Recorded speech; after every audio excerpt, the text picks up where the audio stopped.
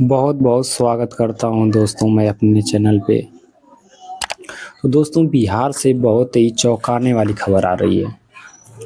जैसा कि आप लोगों को पता ही होगा कि बिहार में बहुत सारी पार्टियां हैं, जिसमें से एक एनडीए गठबंधन है और एक इंडिया गठबंधन है, यानी कि महागठबंधन है। और टीवी मीडिया जो है, गोदी मीडिया, वो मतलब महागठबंधन और वर्सेस एनडीए, यही दो को दिखा रहा है कि एनडीए की सरकार बनेगी या महागठबंधन।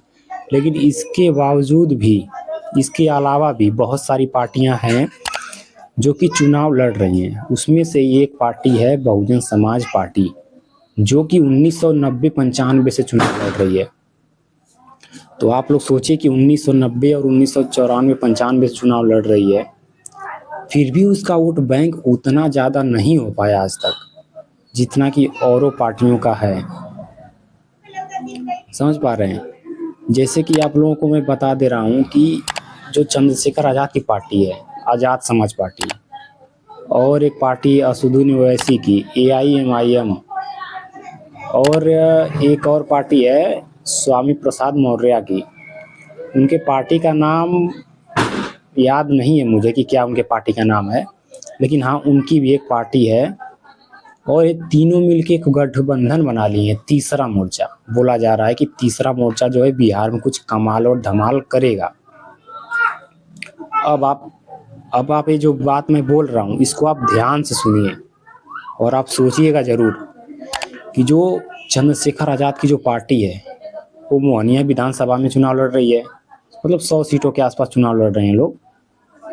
तो जो मोहनिया विधानसभा के जो प्रत्याशी हैं, वो पहले बीएसपी में थी, यानी बहुजन समाज पार्टी में थी। उन्होंने जम के प्रचार किया, बहुत कुछ करने का कोशिश किया कि इस मतलब कि उनके दिमाग में ये था कि टिकट मुझे ही मिलेगा और मैं ही बहुजन समाज पार्टी यानी बीएसपी से चुनाव में लड़ूंगी, उतरूंगी और जीतूंगी भी। लेकिन किसी कारणवश, अब मुझे नहीं पता क्या प्रॉब्लम है, लेकिन किसी कारणवश बीएसपी ने उनको टिकट नहीं दिया, जिसके वजह से वो नाराज होकर आज़ाद समाज पार्टी कांसीराम यानी चंद्रशेखर आज़ाद जी के पार्टी में चली गई। और उन्होंने पूरा बीएसपी के विरोध में मोर्चा खोल दिया कि वो पैसे लेते हैं, ये करते हैं, वो करते हैं। दोस्तों मैं आप लोगों को बता दूं, किसी भी पार्टी, जो बड़ी पार्टियां होती हैं, अगर उसमें किसी का टिकट कटता है, जब उसमें से वो टिकट वो नहीं पाता है, तो उनका यही दिमाग में होता है कि हम जो है पैसा नहीं था हमारे पास और उन्होंने पैसे लेकर किसी और को टिकट दे दिया, हमें टिकट नहीं मिला। तो वो तो बात ठीक है, लेकिन वो मोर्चा खोलने के बाद उनको नाराजगी हासिल हुई है। जी हाँ, उनको पूरा नाराजगी हासिल हुई है, क्योंकि उनका पर्चा खारिज कर दिया गया है। और खारिज किस लिए किया गया है मोहनिया विधानसभा से? क्योंकि वह जो है यूपी की हैं, और चुनाव आयोग का सीधे कहना है कि जो यूपी का है, कोई अदर स्टेट का है, वह बिहार में चुनाव नहीं लड़ सकता। तो मोहनिया विधानसभा हो गई, ऐसे ही बहुत सारी विधानसभा हैं दोस्तों, जिसमें से एक विधानसभा में चंद्रशेखर आज़ाद की पार्टी बीजेपी के जो एनडीए के जो हैं, एनडीए के गठबंधन में जो चिराग पासवान की पार्टी है, वो चुनाव में उतरी है, उसको सपोर्ट कर रहे हैं, मतलब उसको समर्थन दे रहे हैं और बोलते हैं कि हम सच्चे अम्बेडकरवादी हैं। अगर वह सच्चे अम्बेडकरवादी होते, चंद्रशेखर आज़ाद की पार्टी सच्ची अम्बेडकरवादी होती, तो वह बीएसपी को समर्थन करते हैं। चलो ठीक है, बीएसपी को समर्थन नहीं कर सकते, उनमें नहीं बनती, फिर भी दोस्तों उनको एनडीए को समर्थन नहीं करना चाहिए, बीजेपी को कभी समर्थन को नहीं करना चाहिए। लेकिन सिर्फ हर जगह जो होता है, यही होता है कि जो बीएसपी है वो भाजपा की बी टीम है। लेकिन दोस्तों ये पूरी गलत बात है। भाजपा की बी टीम कोई और है और बताया जाता है बीएसपी को, यही होता है। लेकिन AIMIM ने, असदुद्दीन ओवैसी की जो पार्टी है, उन्होंने चंद्रशेखर आज़ाद को चौंका दिया। उनके ही साथ गठबंधन चुनाव लड़ रहे हैं, फिर भी उनका एक पर्चा खारिज हुआ है, जो कि है रामगढ़ का। अब किस लिए हुआ है ये मुझे नहीं ज़्यादा पता है, लेकिन वहाँ पर भी उनका पर्चा खारिज हुआ है।